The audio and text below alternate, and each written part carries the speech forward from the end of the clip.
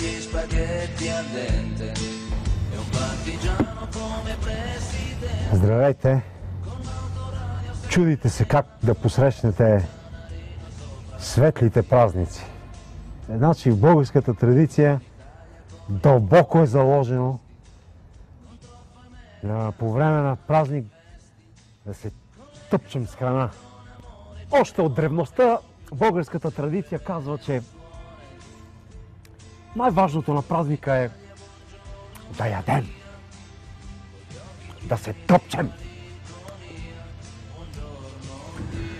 Яденето, поглъщането на колкото се може повече храна, тъкмо това води до святостта, към която всички ние се стремим. Пена! Къде е динята на? Древните българи са мъдри и знаят, че трябва да се яде по-много и от най-различни неща. Защото всяко нещо само по себе си е полезно по някакъв начин. Вземеш нитеница, след тях има B6 и други витамини. Например, наденицата е пълна с фибри.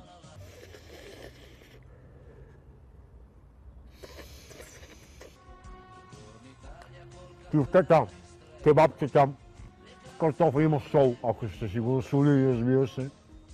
А солта е на живота, нали така, има приказка, така. Холестерол, ще каже някой. Да, има, но това е добър холестерол, който помага на артериите да не се скъсат, когато сърцето се опитва да бълва кръв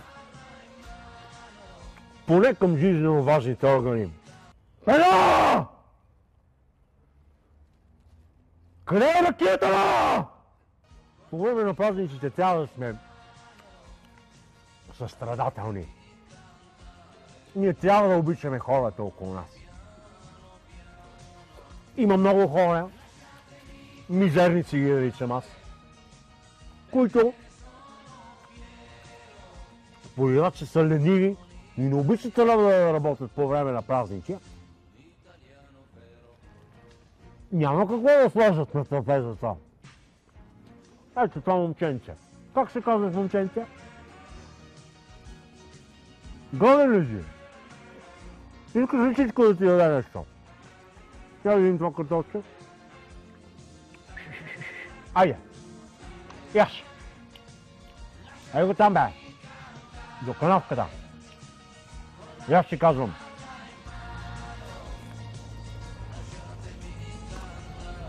Ай махай се тука! Ай махай се! Ти му дадеш картофата ти отхапе.